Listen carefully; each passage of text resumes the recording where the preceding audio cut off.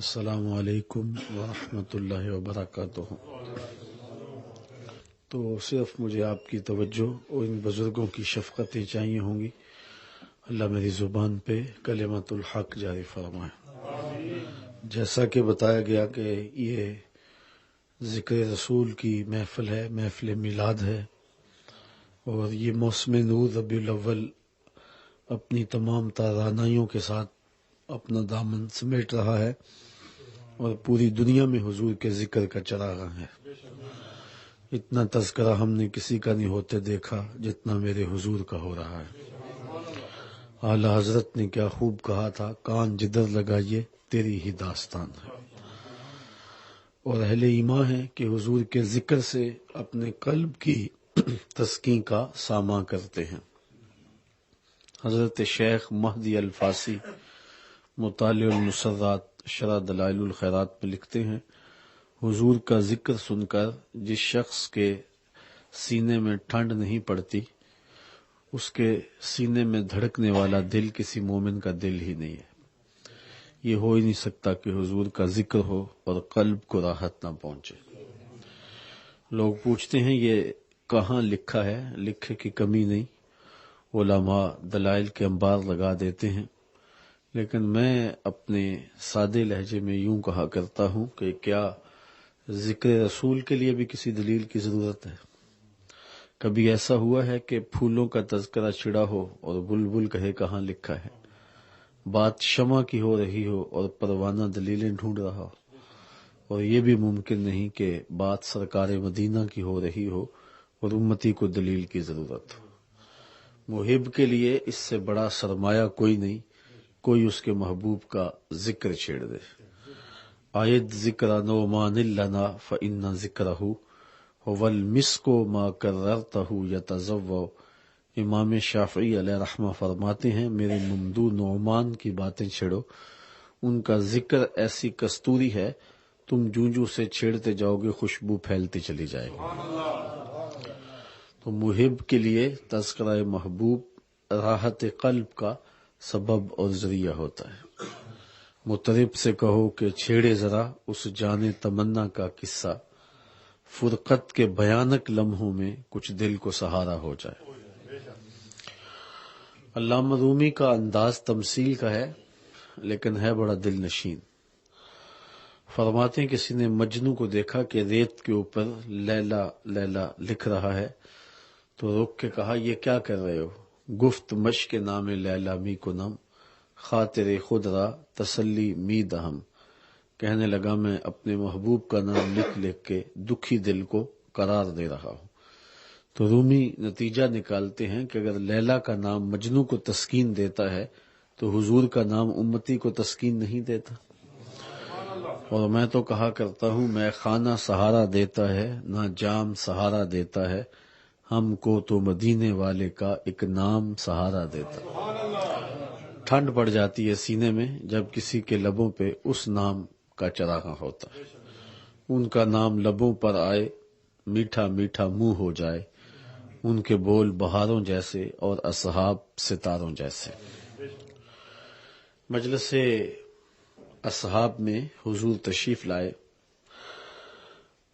اور آقا کریم نے آ کر کے صحابہ سے پوچھا، مسجد نبوی میں یہ مجلس جمی تھی، کہ ما اجلسکم، تمہیں کس چیز نے بٹھایا ہے، کیوں بیٹھے ہو؟ تو صحابہ نے جو جواب دیا وہ یہ تھا، جلسنا نذکر اللہ ونحمدہ علی ما ہدانا للاسلام ومن علینا بک۔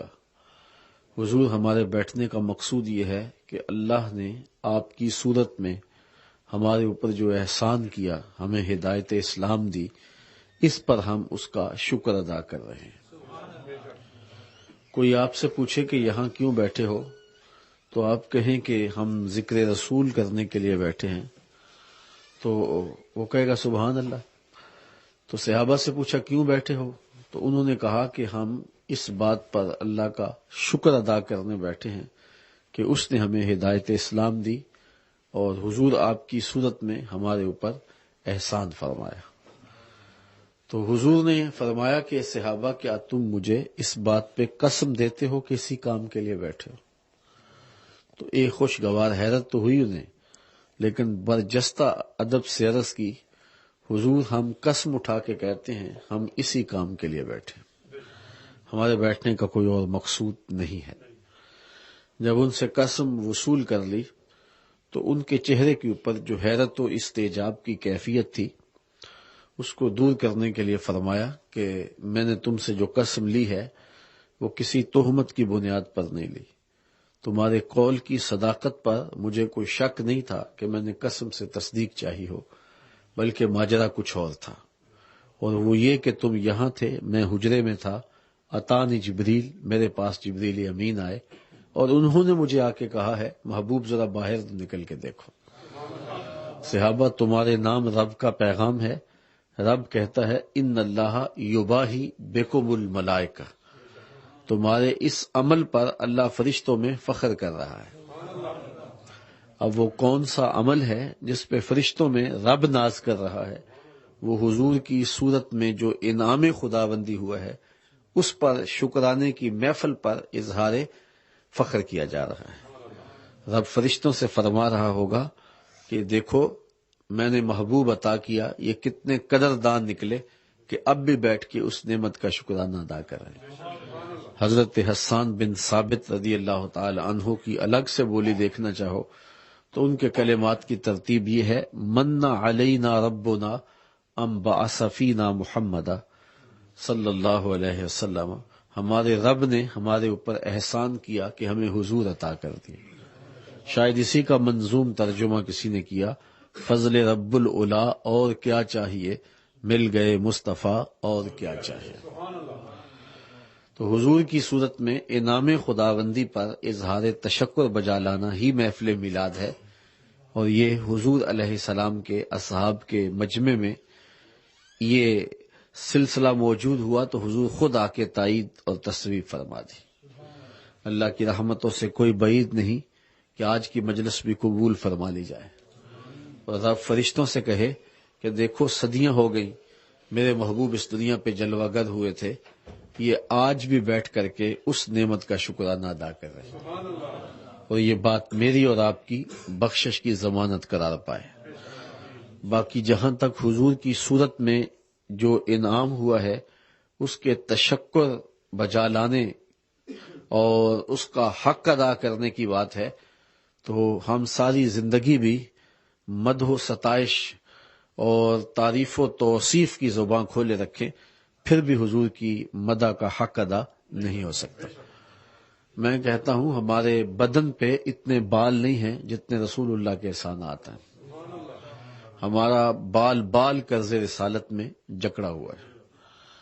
خدا شناسی تو بڑی دور کی بات ہے، ہم خود شناس بھی نہ ہوتے اگر حضور نہ آتے۔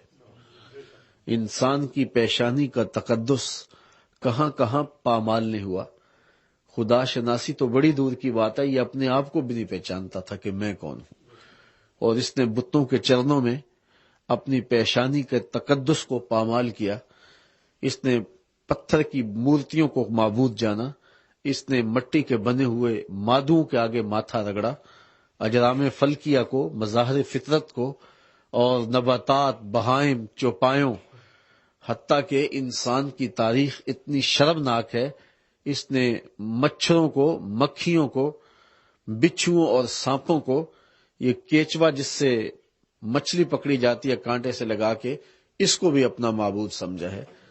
یہ اپنے آپ سے آگاہ نہیں تھا، اور جو چیزیں اس کی خدمت اور ضرورت اور نوکری کے لیے پیدا کی گئی ہے یہ ان کو معبود سمجھ رہا ہے۔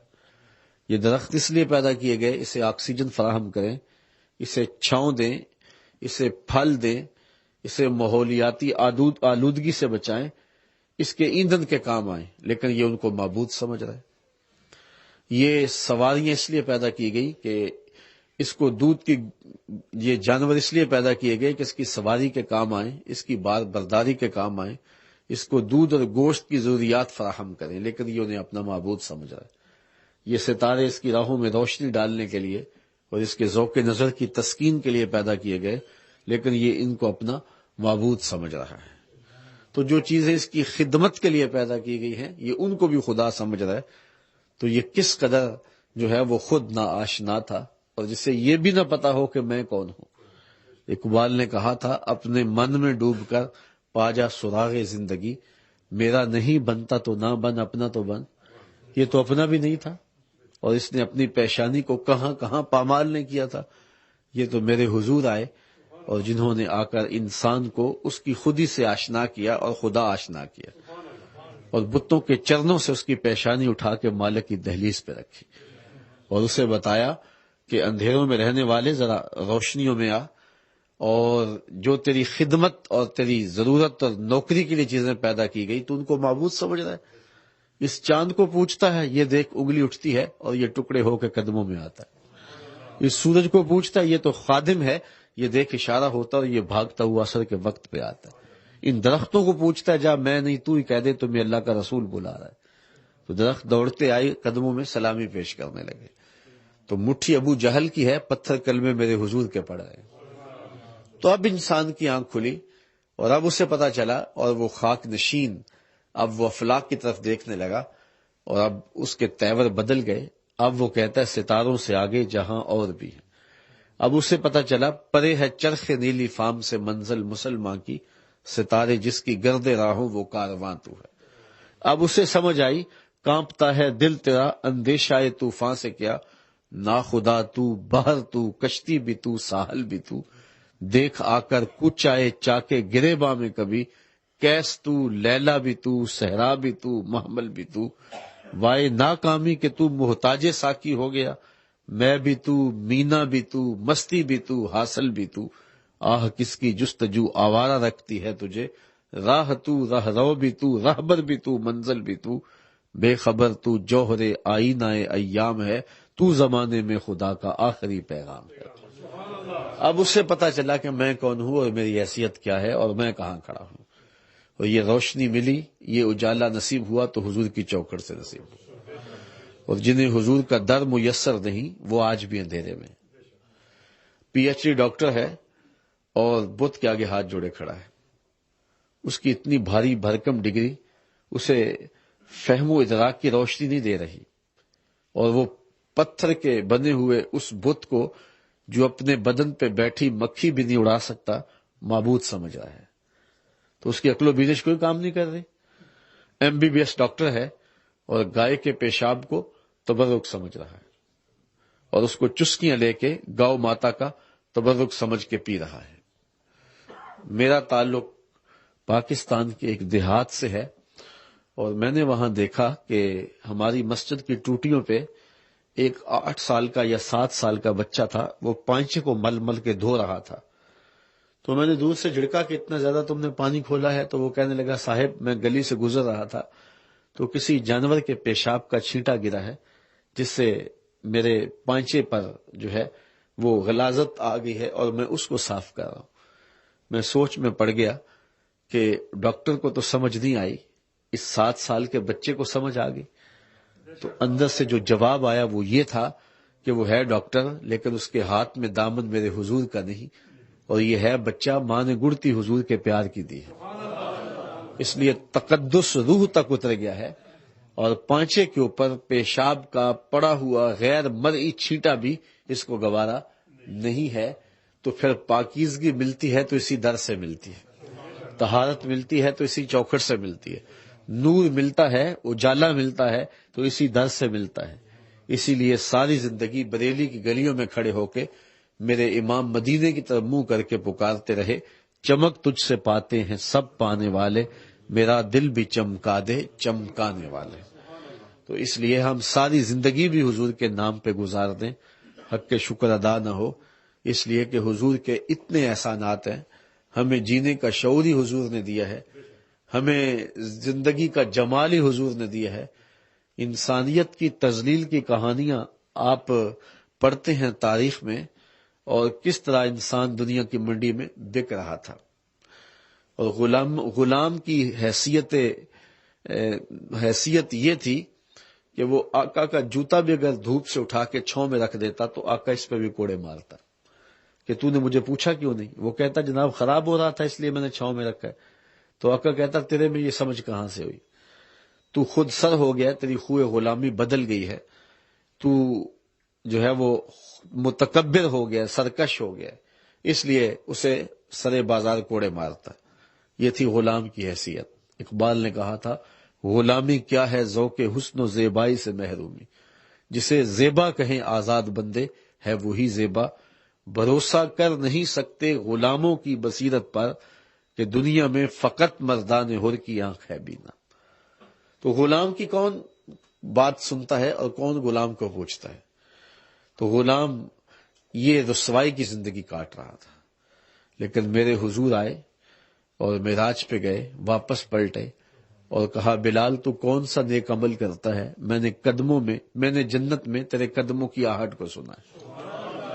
کیا خیال ہے اس ایک جملے نے دور غلامی کی ساری تھکن اتار نہیں دی ہوگی؟ اور غلام بلال فرش اٹھ کے فراز عرش پہ نہیں پہنچ گیا ہوگا؟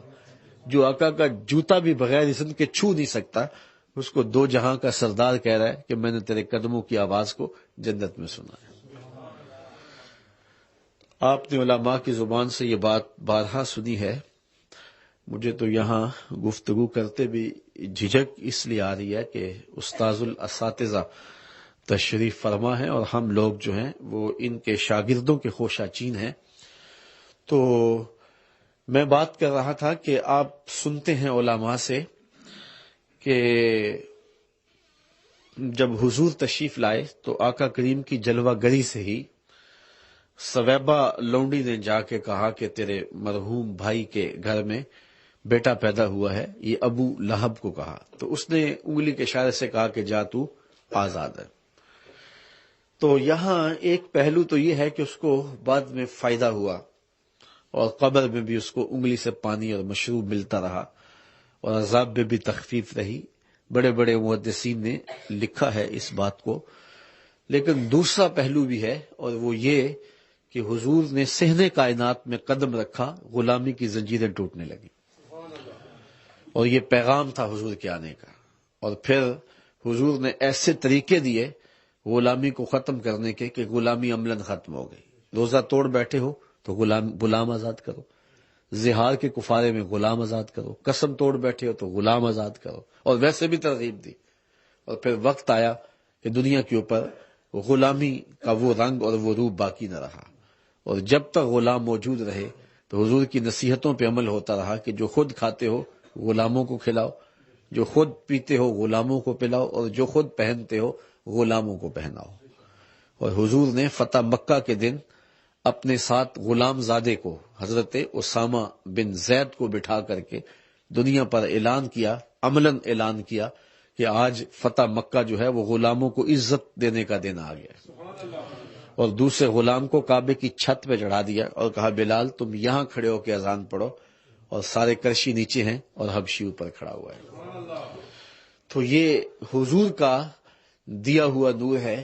آج انسانیت کی توقیر جہاں بھی ہے، جس ملک میں بھی ہے اور جس بھی قانون کے تحت ہے، وہ سارے قوانین محمد عربی کے قدموں سے نکلتے ہیں۔ یہ سارے سوتے انہی راہوں سے پھوٹتے ہیں اور سارے اجالے اور ساری روشنیاں اسی دہلیز سے لوگوں نے حاصل کی ہیں۔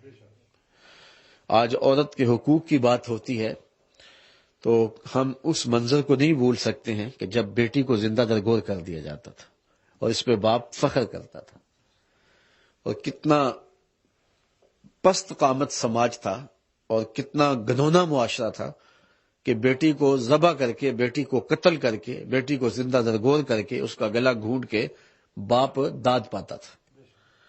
یہ کتنا عجیب زمانہ تھا اور یہ اتنا بڑا جرم ہے۔ اللہ قرآن مجید میں ارشاد فرماتا ہے، وَإِذَا الْمَوْءُودَةُ سُئِلَتْ بِأَيِّ ذَنبٍ قُتِلَتْ۔ قیامت کے دن قبروں میں گڑی ہوئی بچیاں اٹھائی جائیں گی، ان کے ظالم باپ کے ٹہرے میں ہوں گے۔ اللہ تعالیٰ ان بچیوں سے پوچھے گا، بِأَيِّ ذَنبٍ قُتِلَتْ، تمہیں کس جرم میں قتل کیا گیا؟ تو مفسرین نے یہاں سوال اٹھایا، اس کا جواب بھی دیا کہ بیٹیوں کو تو پتہ ہی نہیں کہ ہمیں قتل کیوں کیا گیا۔ آنکھ ابھی کھلنے نہیں پائی تھی کہ بند کر دی گئی، زبان ابھی بولنے نہیں پائی تھی کہ نوچ لی گئی، شعور ابھی سنبھلنے نہیں پایا تھا کہ ریت تلے دبا دی گئی۔ ان بچیوں کو تو پتہ ہی نہیں کہ ہمیں قتل کیوں کیا گیا، اور پھر ظالم باپ کے ٹہرے میں کھڑے ہیں۔ اور دنیا کا ضابطہ یہی ہے کہ مجرم سے اسباب جرم پوچھے جاتے ہیں، محرکات کیا تھے، تو وہ ظالم کھڑے ہوئے، ان سے پوچھا جائے کہ تم نے قتل کیوں کیا۔ ان کے معصوم دامن پہ کون سا داغ دیکھا کہ تم بچیوں کو قتل کرنے پہ آمادہ ہو گئے؟ لیکن ان سے نہیں پوچھا جا رہا، بچیوں سے پوچھا جا رہا ہے، پوچھا ان سے جا رہا جن کو پتہ بھی نہیں، اور مجرم کٹہرے میں کھڑے ہیں۔ تو مفسرین نے اس کا جواب یہ دیا کہ بیٹیوں کا قتل اتنا گھنونا جرم ہے کہ اللہ تعالیٰ ان کے ظالم باپوں سے بات کرنا بھی گوارا نہیں کرتا۔ حالانکہ یہ خطاب عتاب ہوگا، لیکن یہ بھی گوارا نہیں ہے کہ ان سے ہم کلام بھی ہوا جائے۔ اور ایسا بڑا جرم ڈٹائی کے ساتھ، فخر کے ساتھ کیا جاتا ہے، اور صرف کرنے والا ہی فخر نہیں کرتا، معاشرہ بھی داد دیتا ہے۔ اس زمانے میں حضور کا ایک جملہ، اہل نظر کی نظر جو ہے وہ اس کی لطافتیں ہیں، اور پھر اس کو اس پہلو میں دیکھیں، آج اپنی بیٹی کے لیے محبت بڑی بات میں کہہ دوں، آپ کہہ دیں تو یہ بڑی بات نہیں ہوگی۔ اس معاشرے میں بیٹی سے پیار کیا جاتا ہے، لیکن جب بیٹی کو زندہ درگور کر کے باپ فخر کرتا تھا، اس زمانے میں حضور کا یہ فرمانا، یہ صرف کلمہ محبت ہی نہیں ہے، یہ کلمہ جہاد بھی ہے کہ میری بیٹی فاطمہ میرے جگر کا ٹکڑا ہے۔ یعنی یہ اس ماحول کے اندر بات کہی گئی ہے جس ماحول میں بیٹی کو زندہ درگور کر کے باپ فخر کرتا تھا۔ آج تو بچیوں کے لیے جذبات اچھے ہیں، نیک ہیں۔ میں نے اپنے گجرانوالہ کی کلاتھ مارکیٹ میں ایک بوڑھے شخص کو دیکھا کہ اس نے اپنی جھکی ہوئی کمر کے اوپر بوریاں لادی ہوئی تھی۔ شناسائی تھی تو میں نے روک کے کہا کہ اب کام چھوڑ نہیں دیتے، آپ بوڑھے ہو گئے۔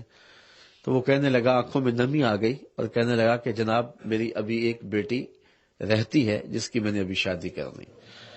تو میں نے کہا یہ باپ تو زندہ درگور کرتا تھا، اس کے سینے میں پیار کس نے لکھ دیا؟ یہ بھائی تو قتل کرتا تھا، یہ اوور ٹائم لگا رہا ہے فیکٹری میں کہ میں نے بہن کے ہاتھ پیلے کرنے ہیں، اس کے سینے میں پیار کس نے لکھ دیا؟ یہ بیرون ملک میں یہاں آتا ہوں تو لوگ یہاں پردیس کاٹ رہے ہیں کہ ہم نے اپنی بیٹیوں کے لیے اچھا ماحول دستیاب کرنا ہے اور ان کی شادیاں اچھے ماحول میں کر دیں، اور یہ مشقتیں یہ کیوں کاٹی جا رہی ہیں؟ یہ پیار سینے میں کس نے لکھ دیا؟ جواب ایک ہی ملے گا، میلاد والے محمد صلی اللہ علیہ وسلم۔ تو بیٹیوں کی تو توقیر ہی نہیں تھی۔ ہمارے پاس لوگ آتے ہیں دعا کے لیے کہ جناب مشکل ہے، معاشی بحران ہے، دعا کر دیجئے، کاروبار نہیں ہے، دعا کر دیجئے، بیماریاں ہیں، اور بہت سارے مسائل۔ لیکن بعض لوگ دعا کے لیے کہتے ہیں تو ان کے ہونٹ کپ کپا رہے ہوتے ہیں اور بدن لرز رہا ہوتا ہے، اور پھر جب سنتے ہیں تو اپنا دل بھی قابو میں نہیں رہتا، کہتے ہیں جناب دعا کر دیجئے، ہماری بیٹی سسرال میں دکھی ہے، اللہ اسے سکھ دے دے۔ تو بیٹی سسرال میں دکھی ہو تو باپ سو نہیں سکتا، ماں کو نیند نہیں آتی۔ بیٹی کا فون آیا ہے، اس نے بتایا بھی کچھ نہیں، صرف لہجہ ٹوٹا ٹوٹا تھا، تو باپ کو چین نہیں آ رہا، ماں کو چین نہیں آ رہا۔ میں کہتا ہوں کہ یہ باپ تو زندہ درگور کر کے فخر آرام سے سو جاتا تھا، یہ ماں تو بیٹی کو زندہ درگور کرنے کے بعد چین کی نیند سو جاتی تھی، اور آج بیٹی کا لہجہ تھوڑا سا شکستہ ہے تو اس کو رات نیند نہیں آ رہی، باپ کو رات چین نہیں آ رہا، اور کپ کپا رہے ہیں لفظ اس کے، اور کہہ رہا جناب دعا کر دیجئے اللہ سے سسرال میں سکھ دے دے۔ اس کو کوئی وہاں دکھ محسوس ہو رہا ہے، میرا دل بے چین ہے۔ تو بیٹی کے لیے پیار کے یہ جذبات سینوں کے اندر کس نے رکھ دیے؟ یہ آمنہ کے لال محمد عربی صلی اللہ علیہ وسلم نے رکھے نا۔ تو پھر اس بیٹی کو اگر کوئی کہے کہ تو حضور کا میلاد نہ منا، میرے پاس دیکھ کتنے بڑے دلائل موجود ہیں، تو وہ کہے گی منہ دوسری جانب کر، مجھے تو ساری عزتیں حضور نے دی ہیں، مجھے تو شناخت حضور نے دی ہے، مجھے تو پہچان ہی حضور نے دی ہے، مجھے تو وقار ہی حضور نے دیا، مجھے تو زمانے میں کوئی قبول کرنے کے لیے تیار نہیں تھا۔ باپ کہتا تھا کہ تو اس سے، اپنی بیوی کو کہتا کہ اس سے تو سانپ کو جنم دے لیا ہوتا تو اچھا تھا، لیکن مصطفیٰ کریم علیہ السلام نے آ کے بیٹی کے وقار کو بحال کیا۔ بلکہ سیدہ جب آتی تھی، سیدہ فاطمہ الزہرا، حدیث میں آتا فاجلسہا فی مجلسہ، حضور اپنی جگہ کے اوپر ان کو بٹھاتے اور اٹھ کر اپنی بیٹی کا استقبال کرتے، تاکہ دنیا کو پتہ چلے کہ بیٹی کس مقام پر ہے اور کس وقار کی مسند پر ہے۔ آپ تاریخ عرب پڑھیں، جس طرح وہ بیٹی کو زندہ درگور کر دیتے تھے، وہ بہن کا گلا بھی چیر دیتے تھے کہ کل ہمارا کوئی بہنوئی نہ کہلائے، یہ ہماری آبرو کے منافی ہے۔ اور میرے اور آپ کے آقا مولا نے جہاں بیٹی کو تکریم دی، وہاں بہن کی عزت کے نشان بھی قائم کیے۔ اور فرمایا جو 2 بیٹیاں یا 2 بہنیں ان کو پروان چڑھائے اور اللہ کی رضا کے لیے نکاح کر دے، قیامت کے دن وہ اس طرح میرے نیڑے ہوگا جس طرح میری یہ 2 انگلیاں قریب ہیں۔ اور آپ کو پتا ہے کہ حضور کی حقیقی بہن کوئی نہیں تھی، لیکن حضور کی ایک ہمشیرہ تھی حضرت شیمہ، جو حضرت حلیمہ سعدیہ کی بیٹی تھی۔ جب حضور بنو سعد میں گئے ہیں تو وہ حضور کو گود میں لے کر کے جو ہے وہ لوریاں دیا کرتی تھی۔ شام کے وقت بچیاں جب ویر لے کے آتی ہیں، یہ آپ میں سے جن لوگوں کا تعلق دیہات سے ہوگا ان کو میری بات سمجھنا ذرا زیادہ آسان ہوگا، باقی بھی سمجھ پائیں گے۔ ہمارے دیہاتوں میں رواج ہے کہ شام کے وقت جب عورتیں کھانا پکانے میں مصروف ہوتی ہیں تو بچیاں ویر اٹھا کے باہر کھلے میدان میں چوپال میں لے آتی ہیں تاکہ یکسوئی کے ساتھ مائیں جو ہیں وہ کھانا پانی کر سکیں اور بچے بھی کھلی آب و ہوا میں جا سکیں۔ تو جا کے جب بچیاں ویر لے کے آتی ہیں تو ہر بہن کا خیال ہوتا ہے کہ میرے ویر سے سونا زمانے میں کوئی نہیں۔ کسی مفکر نے کہا تھا خوبصورتی دیکھنے والے کی آنکھ میں ہوتی۔ ہم نے بچپن میں باقاعدہ مناظرے سنے بہنوں کے، جس کے بھائی کا رنگ سانولا ہوتا وہ کہتی ہے رنگ سے حسن نہیں ہوتا، حسن کا تعلق نقوش سے ہے، میرے بھائی کے نقوش سونے لہذا میرا ویر سونا ہے۔ اور جس کے بھائی کا رنگ سونا ہوتا وہ کہتی ہے رنگ نہیں تو کچھ بھی نہیں ہے لہذا میرا بھائی سونا ہے۔ یہی بنو سعد کے اس کھلے میدان میں ہو رہا ہوتا، بہنیں اپنے اپنے ویر کی خوبصورتی پہ دلیلیں دے رہی ہوتی کہ حضرت شیمہ بھی اپنے ویر محمد کو اٹھا کے لے آتی صلی اللہ علیہ وسلم، اور دور سے کہتی نہیں میرا ویر بھی آ گیا، تو وہ کہتی نہیں شیمہ تیرے ویر کا مقابلہ تو نہیں نا۔ تو پھر وہ حضور کو سینے سے چمٹا لیتی اور لوری دیتی اور کہتی ہے اللہ میرے ویر محمد کو سلامت رکھنا، آج بچوں کا سردار ہے، کل اپنی آنکھوں سے دیکھوں جوانوں کا بھی سردار۔ شیخ محقق نے لکھا ہے، باقی لوگوں نے بھی، کہ حضرت شیمہ کا جس قبیلے میں نکاح ہوا اس کے ساتھ مسلمانوں کا جہاد ہوا، اللہ نے فتح دی، ان کے لوگ پکڑے گئے تو فدیے کی رقم وہ اکٹھی کر رہے تھے اپنے قبیلے کے گھروں سے، تو چلتے چلتے شیمہ کے گھر بھی پہنچے اور کہا کہ تمہارا اتنا حصہ بنتا ہے تم بھی دو۔ انہوں نے کہا کس لیے، تو انہوں نے بتایا، چلتے چلتے کسی کی زبان پہ حضور کا نام آ گیا تو حضرت شیمہ نے کہا کہ اچھا اس نے تمہارے بندے پکڑے ہیں تو پھر پیسے اکٹھے نہ کرو۔ کہا کیوں؟ کہا مجھے ساتھ لے جاؤ، میں تمہارے قیدی چھڑا کے لاتی ہوں۔ انہوں نے کہا تو کیسے لائے گی؟ کہا تم نہیں جانتے، وہ میرا ویر لگتا ہے، اللہ اکبر، وہ میرا بھائی لگتا ہے۔ تو قوم کے سرداروں کو لے کر حضور کے خیمہ نوری میں حضرت شیمہ داخل ہوتی ہے۔ پہلے تو صحابہ ننگی تلواروں سے پہرا دے رہے تھے، حضرت شیمہ بے باکانہ انداز میں آگے بڑھنے لگی تو صحابہ نے راستہ روک دیا، رک جائے دیہاتی عورت، آگے کوچہ رسول ہے، آگے بغیر اذن کے تو جبریل بھی نہیں جا سکتے، تم کون ہو؟ تو حضرت شیمہ نے تلوار جھٹک کے پیچھے کرتے ہوئے کہا خلو سبیلی وَاعْلَمُوا أَنَا أُخْتُ نَبِيِّكُمْ، میری راہیں چھوڑ دو، جانتے نہیں میں تمہارے نبی کی باجی لگتی۔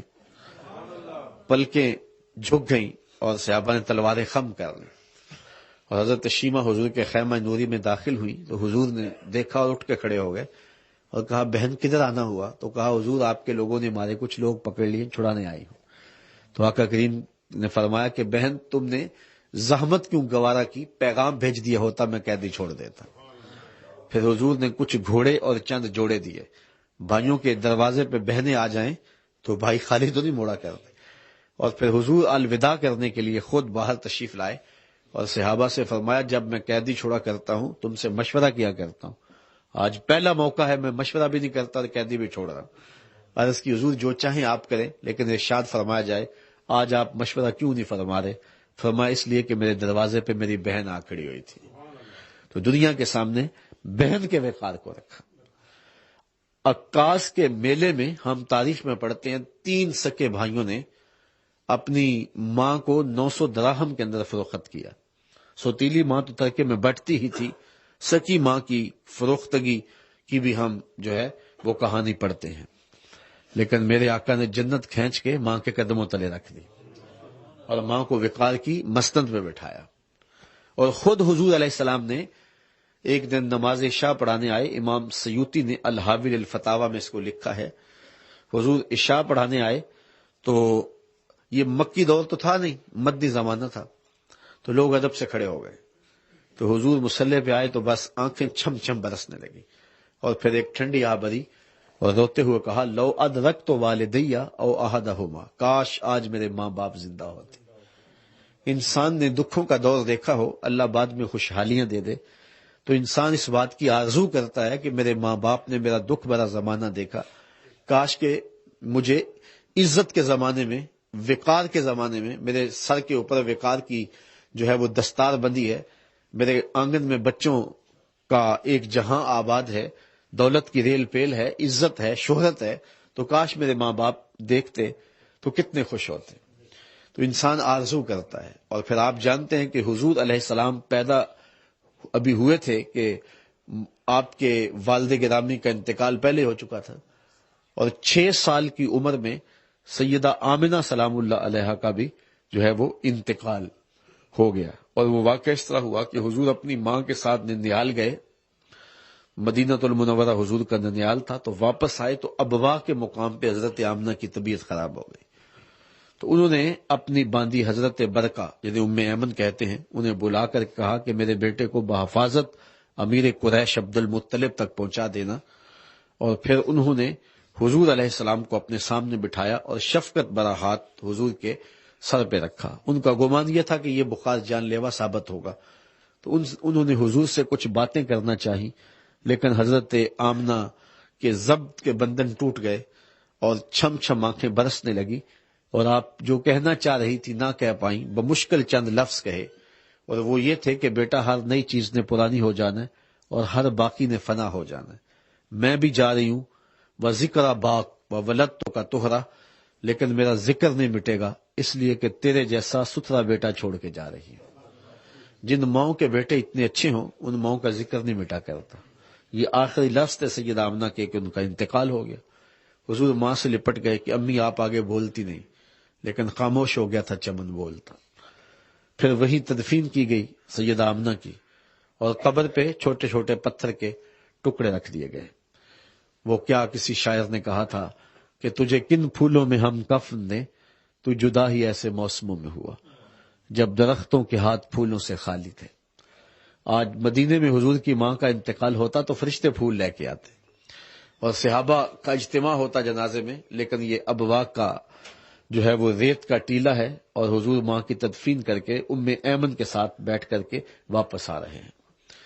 آج حضور جب مدینے میں آئے, وہ زمانہ گزرے, طائف کی گلیاں بھی آئے, مکے کے بازار بھی آئے, شاب ابی طالب کی سختیاں بھی آئیں, بہت مشکلات سہی, لیکن آج حضور مدنی دور میں ہے, ادب کی آیتیں اتر چکی ہیں. حکم ہے خبردار میرے نبی کی آواز سے آواز بھی اونچی نہ کرنا, عمل ضائع کر دیں گے اور تمہیں پتہ بھی نہیں چلنے دیں گے. تو حضور حجرے سے آئے تو صحابہ ادب سے کھڑے ہو گئے. حضور کی نظر پلٹ کے ابوا چلی گئی اور آنکھیں چھم چھم برسنے لگی, اور پھر روتے ہوئے کہا, کاش آج میری ماں زندہ ہوتی اور میں وَأَنَا أُصَلِّي صَلَاةَ الْعِشَاء, اور میں لوگوں کو نماز عشاء پڑھا رہا ہوتا, وَأَقْرَأُ فِيهَا بِفَاتِحَةِ الْكِتَابِ, اور اس میں سورہ فاتحہ کی تلاوت چل رہی ہوتی. پھر میری ماں کو میرے ساتھ کوئی کام یاد آ جاتا, وہ دروازے پر آتی اور چلمن سرکاتی اور مجھے میٹھے انداز میں بیٹا کہہ کے آواز دیتی. فرمایا لوگوں میں اپنی نماز چھوڑ کے پہلے ماں کی بات کو سن لیتا. تو کہاں ماں ترکے میں بٹتی تھی, کہاں ماں میلوں میں بکتی تھی, اور کہاں ماں کو عزت کی کس مسند پہ بٹھایا. اب میں آپ سے 2 باتیں اور کر کے اجازت چاہ لوں گا. جب ماں کی عزت نہیں تھی, جب بیٹی ذبح کر دی جاتی یا زندہ درگور کر دی جاتی, اور جب بہن کی توقیر نہیں تھی, تو پھر بیوی کا کیا حال ہوتا ہوگا. یعنی جب ان رشتوں کا جو خونی رشتے ہیں, جب ان کا تقدس بھی نہیں تھا, تو پھر بیوی کے ساتھ کیا سلوک کرتے ہوں گے. لیکن میرے اور آپ کے آقا و مولا نے جہاں باقی رشتوں کو تقدس دیا, وہاں بیوی کو محبوبہ کی مسند پہ بٹھا دیا.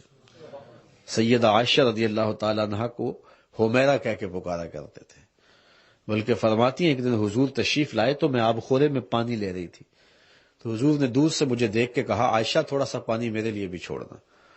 تو میں نے پانی چھوڑ دیا, تو حضور نے میرے ہاتھ سے پانی لیا, پینے لگے تو پھر رک گئے, پھر میری جانب دیکھ کے کہا, عائشہ ذرا بتانا تم نے ہونٹ کہاں لگائے تھے, مجھے بتاؤ. اگر شوہر کا رویہ بیوی کے ساتھ یہ ہوگا تو گھر جنت بنے گا یا نہیں بنے گا. اور کائنات کی تاریخ میں اس کی دوسری مثال نہیں ہے کہ حضرت سیدہ خدیجہ الکبریٰ کا جب آخری وقت آیا تو انہوں نے سیدہ فاطمہ سے بھیجا کہ جاؤ جا کے اپنے باپ سے چادر رحمت مانگ لاؤ.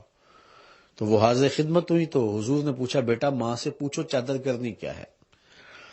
تو حضرت فاطمہ پوچھنے آئی تو حضور بھی پیچھے آ گئے. سیدہ خدیجہ کا بدن بخار سے تپ رہا تھا، آخری وقت تھا. تو انہوں نے کہا حضور میں نے چادر اس لیے منگوائی ہے کہ مجھے لگتا ہے کہ یہ بیماری سے میں جان بر نہیں ہو سکوں گی.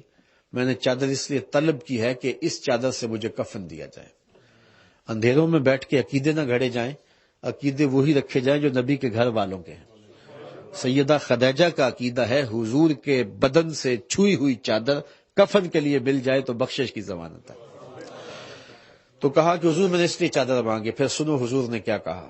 آنکھیں چھم چھم برسنے لگی اور حضور نے فرمایا خدیجہ تو چادر مانگی ہے، لو اردت جلدی لآتیتک، اگر تو میری جلد بھی مانگتی تو میں وہ بھی اتار کے دے دیتا. کوئی لاؤ تو صحیح جو ہے وہ کوئی ایسی دوسری مثال. تو زمانے کو عزتیں میرے حضور نے دی ہیں، رشتوں کو تقدس میرے مصطفیٰ نے دیا ہے. ایک غیر مسلم نے اسلام کو قبول کیا، کسی میگزین میں چھپا تھا. تو اسے پوچھا گیا کہ اسلام کی کس قدر نے تجھے متاثر کیا. تو اس نے کہا سیرت کا صرف ایک واقعہ میری ہدایت کا سبب بن گیا. وہ کیا؟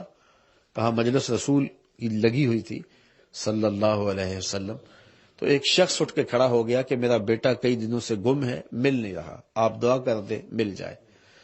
قبل اس سے کہ حضور کے ہاتھ اٹھتے اور اجابت کے سارے در کھل جاتے، اسی مجلس میں ایک اور شخص اٹھ کے کھڑا ہو گیا، عرض کرنے لگا حضور میں ابھی فلاں باغ کے قریب سے گزر کے آیا ہوں، بچوں کے ساتھ میں نے اس کے بیٹے کو وہاں کھیلتے ہوئے دیکھا ہے.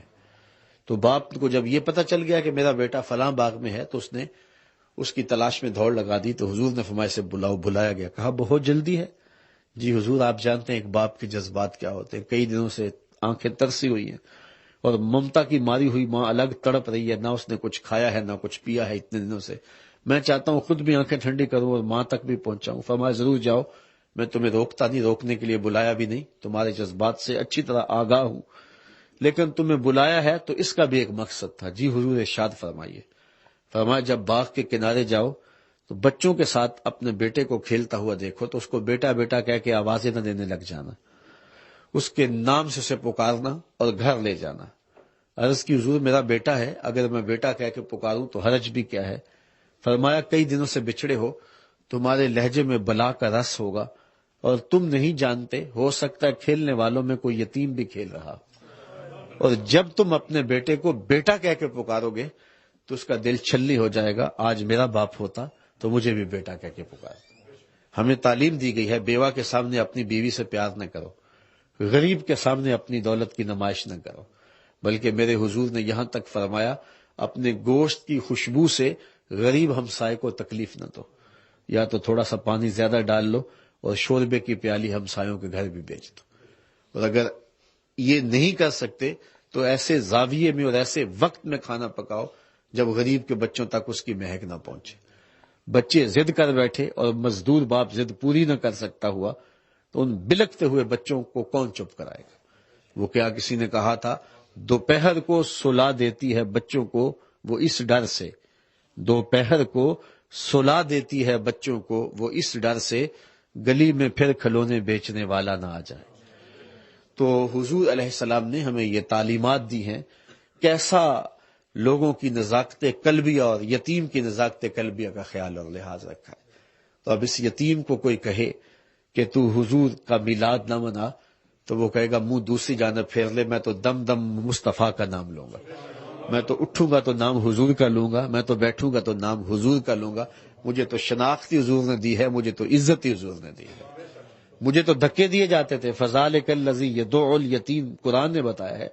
تو مجھے تو عزت اس چوکھٹ سے ملی ہے، میں تو ساری زندگی حضور کے نام کا جھنڈا اٹھا کے گھومتا رہوں تو حق پھر بھی ادا نہ ہو، اس لیے کہ میرے وقار کی ضمانت ہی مصطفیٰ جان رحمت ہے. تو اس لیے حضور کا میلاد یہ ایک دن کا میلاد کیا، ایک شب کا میلاد کیا، ساری زندگی بھی میلاد میں گزار دے، حق کے شکر پھر بھی میلاد ادا نہ ہو.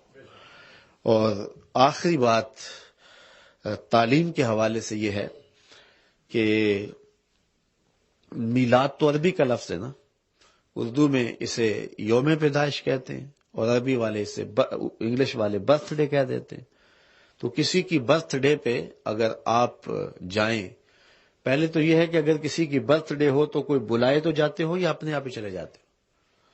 کوئی بلائے تو جاتے ہو نا. وہ کہتے ہیں بلایا تو اب جانا ہے، نہیں بلایا تو نہیں جانا ہے. تو پھر حضور کے میلاد پہ خود آگے ہو یا حضور نے بلایا ہے تو آئے ہو. وہ کیا کسی نے کہا تھا نا، محبوب کی محفل کو محبوب سے جاتے ہیں، آتے ہیں وہی جن کو سرکار بلاتے. اور دوسری بات، جب کسی کی برتھ ڈے پہ جاتے ہو تو خالی ہاتھ جاتے ہو یا کوئی تحفہ بھی لے کے جاتے ہو؟ تو یقیناً کوئی تحفہ لے کے جاتے ہو. تحفہ بھی وہ جس سے وہ خوش ہو جائے. بچہ ہے تو کھلونا لے جاتے ہو، بڑا ہے اس کے مطابق. تو حضور کے میلاد پہ آئے ہو تو کوئی تحفہ حضور کو بھی پیش کرو، اور تحفہ وہ پیش کرو جس سے حضور خوش ہو جائے. اب حضور کس سے خوش ہوں گے؟ فرمایا وجعلت قرۃ عینی فی الصلاۃ، میری آنکھوں کی ٹھنڈک نماز میں رکھی. اگر آج اس میلاد کی محفل میں بدقسمتی سے ہم میں سے کوئی شخص بے نمازی ہے تو یہ تحفہ حضور کی بارگاہ میں پیش کرے کہ آج کے بعد نماز نہیں چھوٹے گی. اور اگر خوش قسمتی سے ہم سارے نمازی ہیں تو یہ عزم کر کے جائیں کہ ہمارے گھر کی چار دیواری میں کوئی بے نمازی نہیں رہے گا، چونکہ جہاں بے نمازی ہوتا ہے وہاں نحوست ہوتی ہے. حضرت غوث اعظم فرماتے ہیں بے نمازی اتنا منحوس ہوتا ہے اس کو مسلمانوں کے قبرستان میں دفن نہ کرو.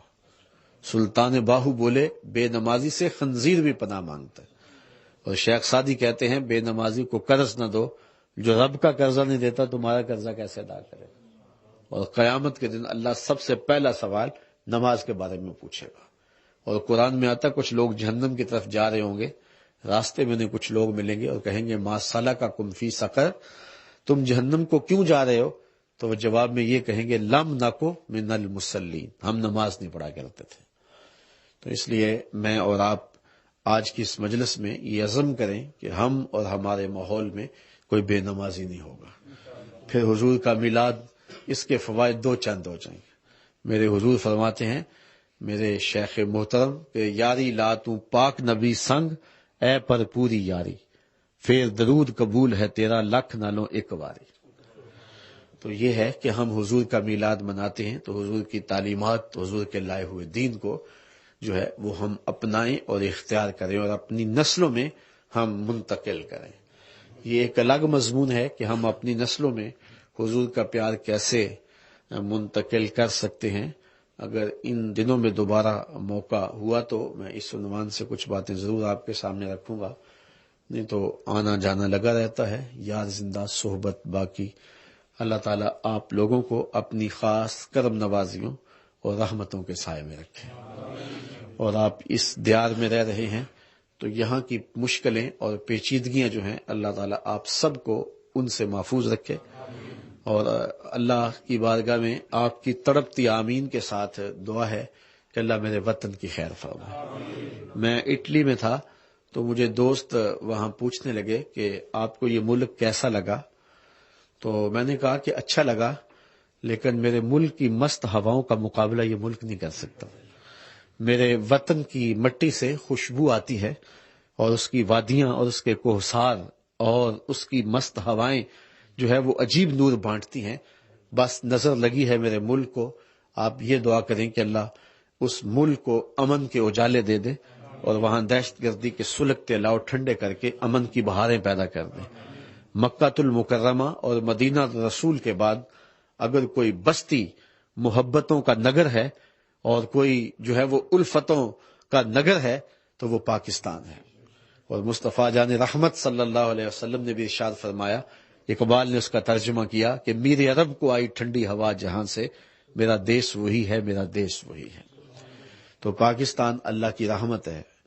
وہ ایک زمانہ تھا کہ ایک ہمارا فوجی بارڈر کراس کر گیا انڈیا کا، تو اسے سمگلر سمجھ کے مقامی لوگوں نے پکڑ لیا اور ایک سکھ گھر میں قید کر دیا گیا کہ صبح اپنی ملٹری کو دے دیں گے، یہ کوئی سمگلر ہے. تو وہ کہتا ہے کہ رات پچھلے پہر ایک بوڑھی عورت جس کے چہرے پہ جھریاں تھی وہ کھڑکی پہ آئی اور نفرت انگیز انداز میں مجھے گھورتے ہوئے کہا کہ تمہیں پاکستان اس لیے بنا کے دیا تھا کہ تم وہاں سمگلنگ کرو. تو میں نے اس کو کہا پہلی بات تو یہ ہے بڑھیا، میں سمگلر نہیں ہوں، میں فوجی ہوں.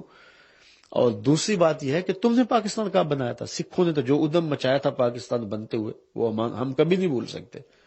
تو اس خاتون کی آنکھوں میں آنسو آ گئے اس نے کہا کہ میں سکھ نہیں ہوں، میں مسلمان ہوں، لیکن اس وقت جو لڑکیاں اٹھائی گئی تھی سکھوں نے اٹھائی تھی، ان بد نصیب لڑکیوں میں ایک میں بھی ہوں، اور اب ان کے بیٹوں کی ماں ہوں، لیکن میں تمہیں ایک پیغام دیتی ہوں، اگر تم کسی طرح پاکستان پہنچو تو وہاں کے لوگوں کو، باسیوں کو میرا سلام دے دینا اور پیغام دے دینا کہ پاکستان سے خیانت نہ کرنا، پاکستان ایک مقدس ملک ہے، میرے پوتروں کو جب بخار آتا ہے تو میں پاکستان کا صرف نام لے کے دم کر دیتی ہوں، اللہ شفا دے دیتا ہے۔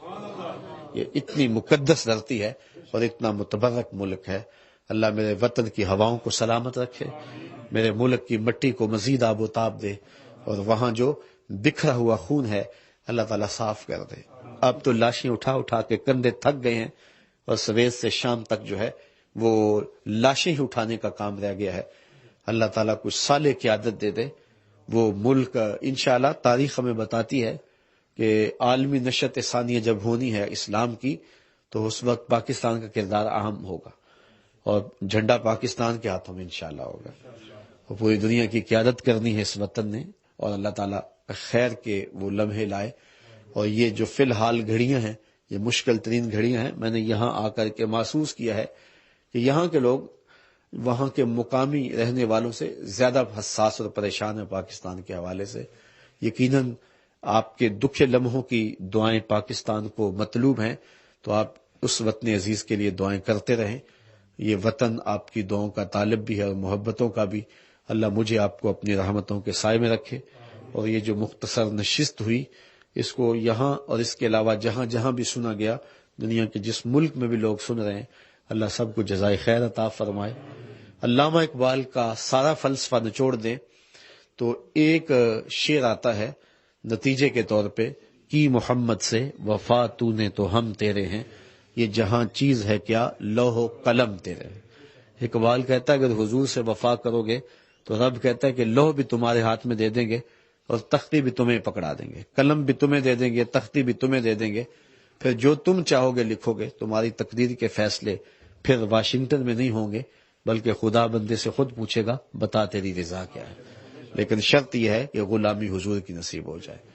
تو آپ یہاں بیٹھے ہیں تو مجھے آپ کو دیکھ کر کے، مل کر کے خوشی ہوئی کہ آپ نے یہاں دین کے چراغ کو روشن رکھے ہوئے ہے۔ اللہ ان بزرگوں کو جن کی کاوشوں سے دین کے چہرے پہ رنگ اور آب و نور ہے، اللہ تعالیٰ جل شانہ سلامت رکھے، آپ سب لوگوں کو سلامت رکھے، اس مرکز کو اور زیادہ بڑا کرے۔